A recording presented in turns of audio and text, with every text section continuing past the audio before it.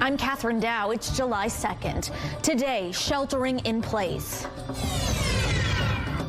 How excessive rainfall is wreaking havoc on residents and cottagers in the province's Parklands region.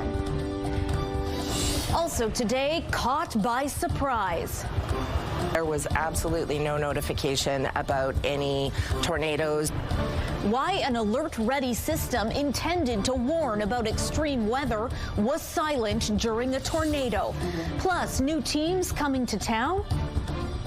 You know, we can successfully build it and attract a team. We'd be open to trying to attract anything. How a First Nations group is eyeing an arena in South Winnipeg.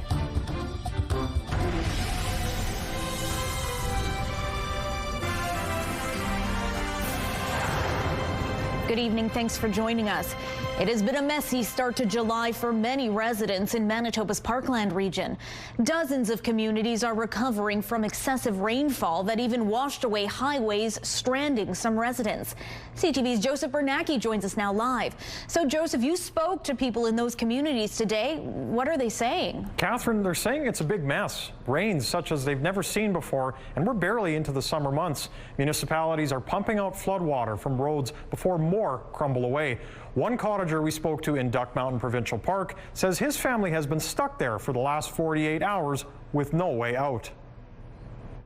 Winnipeg resident Jared Cox and his family are stuck inside Duck Mountain Provincial Park at his parents' cottage as roads closed around them. That was when we were basically realized we were stuck here until somebody could fix the roads. Cox says they've been there for almost a week, but after Monday's rainfall, he started to worry if they'd be able to go home. I started getting notifications that it might be a little tricky to go home. We had to check all of the highways, right? After trying to leave through all of the park's south exits, Cox was turned back by washouts and barricades.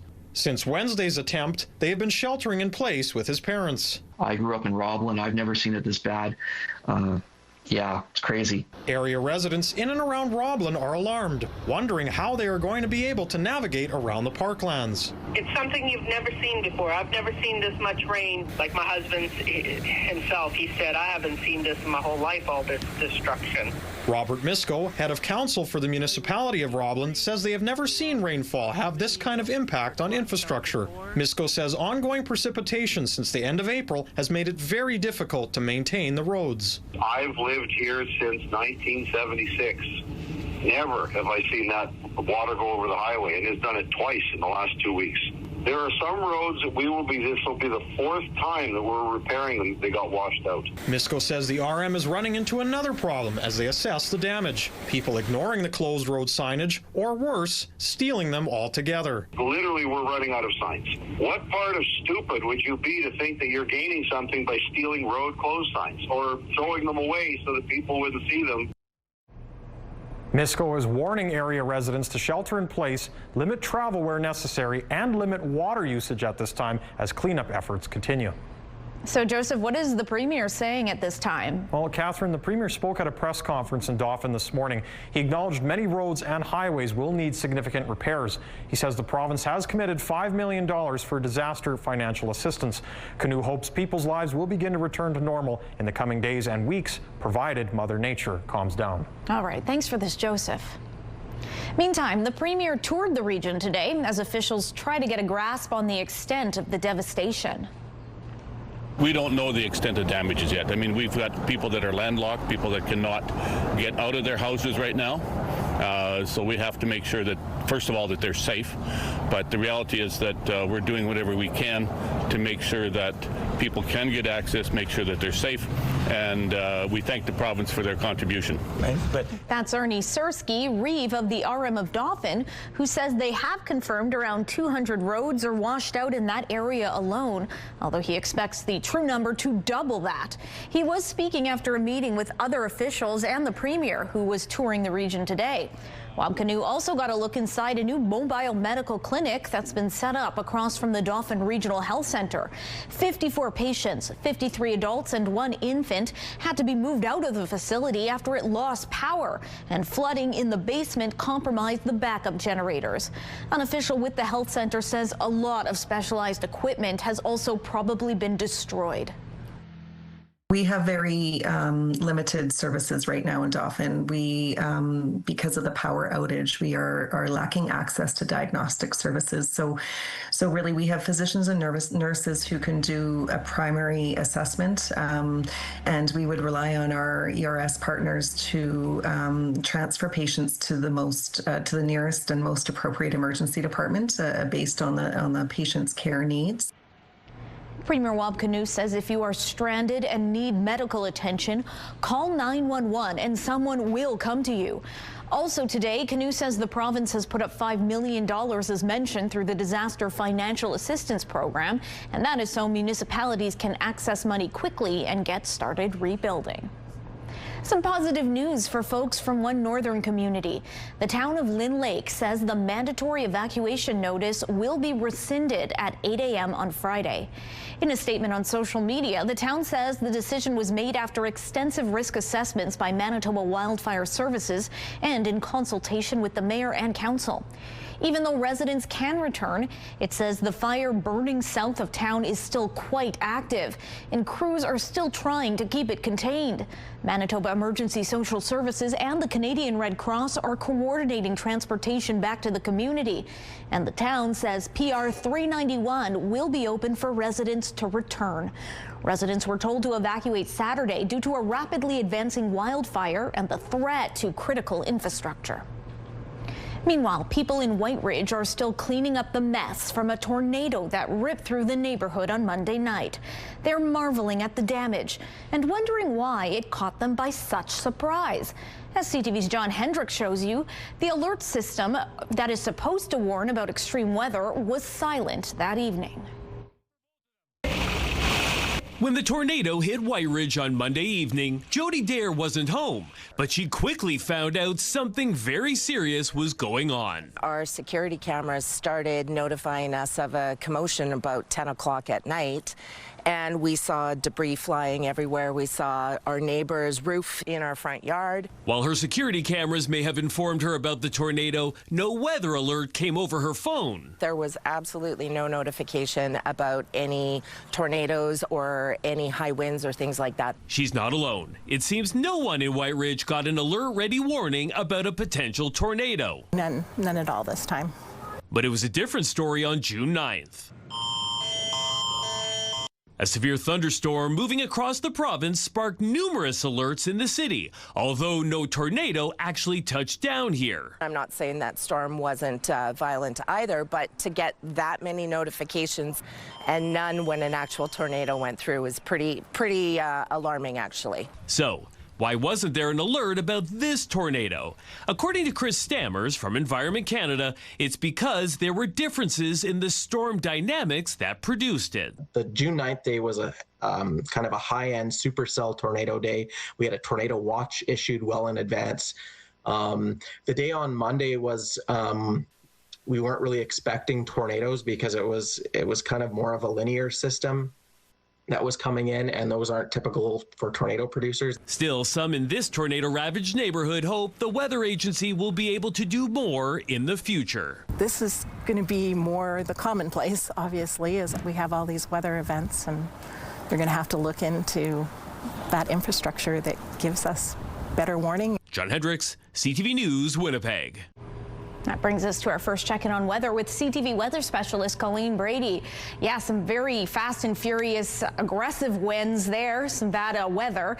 Hopefully we don't have anything like that in our future, Colleen. No, but I will say just, of course, everyone feels for the folks in Whyte Ridge, but thunderstorms that become severe always have the potential to produce tornadoes, whether it's an alert in effect or not. I know that doesn't help much now for folks who sustain damage, but just something to keep in mind. We should not be seeing severe weather like that here in Winnipeg tonight.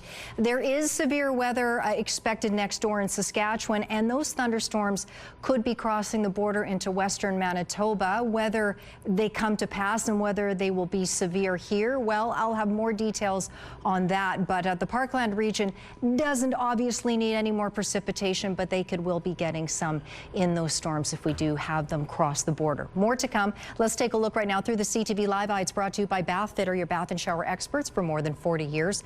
In Winnipeg right now, it's cloudy and 19 degrees, winds out of the northwest at 16 kilometers an hour. The pressure is rising and the humidity is 80%. Out in traffic, a live look at Portage Avenue, east and westbound. Traffic moving well there. Lighter traffic out there, you'll note. A lot of folks took today off, what with yesterday being Canada Day. But one traffic note, Wilkes at Victor Lewis. The lights are flashing red in all directions, so do treat that intersection like a four-way stop.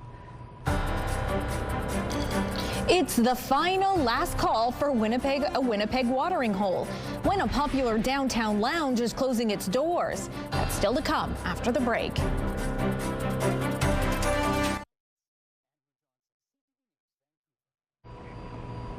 The U.S. added only 57,000 jobs in June, about half of what was expected. BNN Bloomberg's Morella Fernandez has more on that. Still, the U.S. unemployment rate fell to 4.2%. That's because fewer Americans were looking for work. The labor participation rate measures the working age population who are employed and those looking for work. In June, it fell to 61.5%. Excluding the COVID years, it is the lowest rate in about 50 years. Here are the closing numbers for the day. The Canadian dollar is up to 70.50. West Texas Intermediate up to 68.47. Western Canadian Select is down over $2 to 53.12. And the TSX ended the day up 109 points. Those are your business headlines. I'm Morella Fernandez. A First Nations group is eyeing a 6,000-seat arena in South Winnipeg to attract a professional or junior sports team. Treaty 1 First Nations wants to study the possibility of building a larger arena at Nawe-Udena, the former Kapion Barracks site. But as CTV's Jeff Keel shows you now, there may be hurdles in the way. This empty piece of land at Taylor and Kenaston could one day be home to a large arena. We really looked at what we could do to attract sports teams in any venture. The Treaty 1 Development Corporation is exploring the possibility of building a 6,000-seat arena at this section of Nawe-Udena, the former Kapion Barracks. There would also be 1 or 2 community practice rinks where the city could rent ice. The hope is this could attract a professional or junior sports team to play here. Examples include a Western Hockey League return or the National Lacrosse League. Lacrosse is a huge game to First Nations, and that's something we might look at. Of course, for the WHL, you need to find a partner and see if that's possible. A City Hall committee approved $95,000 towards a $128,000 feasibility study for the plan, but not for a 6,000-seat arena. River Heights Councillor John Orlico says the city can't put any money into this type of project because of a non-compete clause with the big players in town, True North Sports and Entertainment. Orlico says the study will only look at twin community rinks. You can't build like a 6,000-seat arena with city money. So even a feasibility, which I thought was ridiculous, but that's the way it is. Treaty 1 says if the large arena is not doable, they would still move ahead with a community arena plan, as ice time in Winnipeg is always in demand for hockey games, practices, and skating. If it doesn't work, we are still going to pursue 2 pleasure rinks at minimum. It might then translate to 3 pleasure rinks. Jeff Keel, CTV News, Winnipeg. A long-standing Winnipeg bar has turned off the taps for good. Tavern United, located downtown across from Canada Life Centre, posted a notice on its door that it's permanently closed. It did not give a reason. The sports pub thanked patrons for years of support. And if you're in the mood for another round of the Tavern experience, the establishment says you can head over to one of its other locations here in town.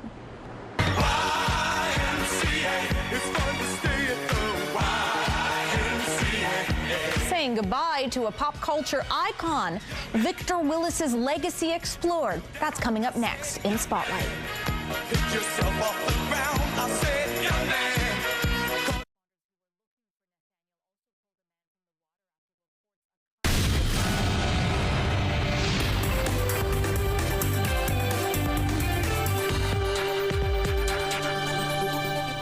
Brady has your spotlight today. From humble beginnings to a cultural wave maker, a documentary screening this weekend just seems like it's diving into the origins of the Winnipeg Folk Festival. It sure is, and it's called When We Became Folk Fest. People start getting up and dancing, and more people start getting up and dancing, and we're on stage and we're playing, and this is our second or third tune. The documentary brings together previously unseen footage from 1975, archival images, sound recordings, and interviews with key people and notable performers. When We Became Folk Fest is showing Saturday afternoon at Dave Barber Cinematheque, and it includes an introduction from filmmaker Kevin Nicol. Head on over to davebarbercinematheque.com for tickets. Let me say that again, Catherine. David Barber. Hang on, let me try this. Now, you know what? DaveBarberCinematheque.com for tickets. Go get your tickets. It's a tongue twister, Colleen. Okay, I've said it. Yeah, you did got it. Okay. Okay, now just some sad news out of the entertainment world tonight. Yeah, Victor Willis, the lead singer of the Village People, has died.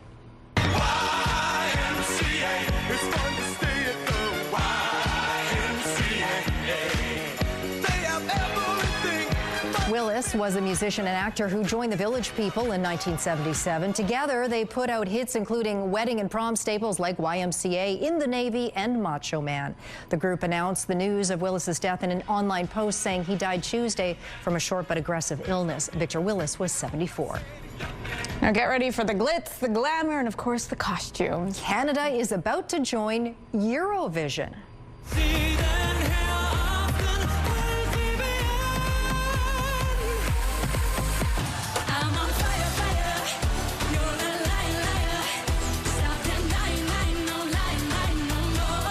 This year's competition drew 130 million views in 35 markets, not to mention more than 1 billion views on social media. Canada will be part of next year's competition in Bulgaria. This is the first time Eurovision has welcomed a new country since Australia in 2015. A Canadian has previously won the competition, however. You might have heard of her, Celine Dion. She took home the title competing for Switzerland in 1988. Can we pull her in for our debut as Canadians? We need her. I hope so. I hope so. And yeah, just a reminder that due to our coverage of Canada's FIFA World Cup game against Morocco on Saturday, Kinsman Bingo is actually going to move to 8:30 a.m. The schedule change applies only to this Saturday, July 4th. Sorry, I just read your script, Colleen. That's okay. Thanks so much, Colleen, hey, for that. I'm only here to help. Your Thursday primetime lineup kicks off with FIFA's Portugal versus Croatia matchup, following at 8 TSN World Cup, and at 9:45 Switzerland versus Algeria. It's all right here tonight on CTV. A live look at McPhillips. You'll notice it's a little quieter out there the day after Canada Day. This is a live look, of course, at McPhillips at Notre Dame. Cloudy and 19 degrees. I'll have your full forecast coming up.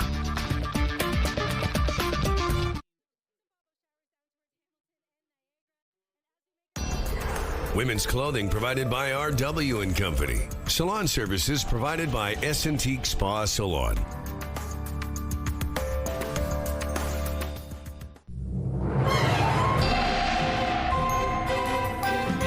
CTV Skywatch weather brought to you by South Beach Casino and Resort. Visit southbeachcasino.ca.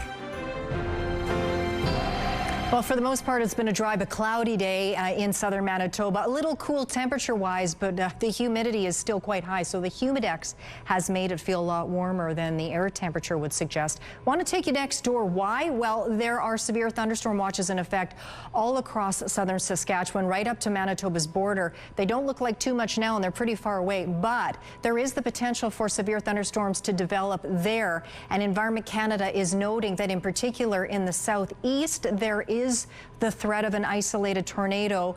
It's not a certainty, but they're at least using that language in their weather alert there. So if you are in southwestern Manitoba, just be vigilant.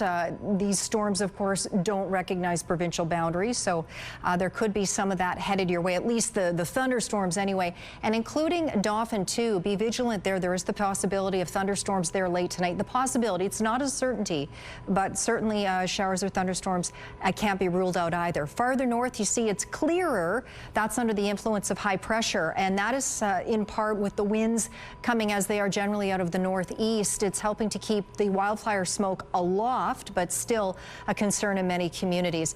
In northwestern Ontario, a little bit of light cloud through Kenora over to Dryden, a little clearer further south around Fort Francis, although some clouds starting to encroach there as well. In the night ahead, the sky stays clear across the north, of course, save for that wildfire smoke. Further south, we get into Thursday. Well, We are late. No, this is confusing with Canada Day in the middle of the week. We get overnight into Friday. That's the day that comes after this one. Friday is tomorrow. We do have the possibility of those showers popping up in southwestern Manitoba. Could see them swing through Winnipeg in the afternoon. We can't entirely rule them out. Then we get into Friday night. Things start to clear up a little bit. Still fairly clear for the most part across the north as we get into Saturday. Saturday morning, another line of showers right where we don't want to see them in southwestern Manitoba, closer to the Parkland region. For tonight, for Winnipeg, down to 14 degrees overnight, partly cloudy, winds out of the northeast at 20 kilometers an hour. 24-hour high tomorrow. Now, throughout the day, you can say it with me, a chance of showers and a risk of a thunderstorm, particularly that thunderstorm risk is in the afternoon. Winds light out of the northeast at 15 kilometers an hour. Into the long range we go and into the first weekend of July, and it will be hot. Saturday, more cloudy than sunny, again with that chance of showers and a thunderstorm risk, 28 degrees. Sunny and 31 Sunday. Monday, Tuesday, sunny and hot, 27 degrees, 27 again on Wednesday under a mix of sun and cloud. Our first weather photo takes a look at those stormy skies out at Twin Lakes Beach. That photo is from Darlene, and you can see the winds look like they're blowing around those trees too. And this is a look at the strawberry supermoon recently over our skies, including over Mitchell, Manitoba. That photo was from Hans, and you can email us yours to winnipegweather@ctv.ca. Skywatch Weather Pick of the Day brought to you by Provivo, Winnipeg's first and only longevity medicine clinic. Redefining health, performance, and aesthetics. Provivo.com. Thanks, Colleen. It was a jaw-dropping moment at one of the most iconic buildings in the world. A masked couple scaled the antenna on top of New York's Empire State Building. They were seen waving a peace banner for about an hour. The man then got down on one knee and appeared to propose to the woman. They eventually climbed down and were arrested. Quite the way to start their lives together. I'm assuming she said yes. She did. Because it'd be awkward to be up that high having said no. Yes. Nowhere to go. You know? Well, yeah. It'd be pretty clear awkward that you're going to get the yes you're looking for. Yeah. He was confident, I would assume. Yeah.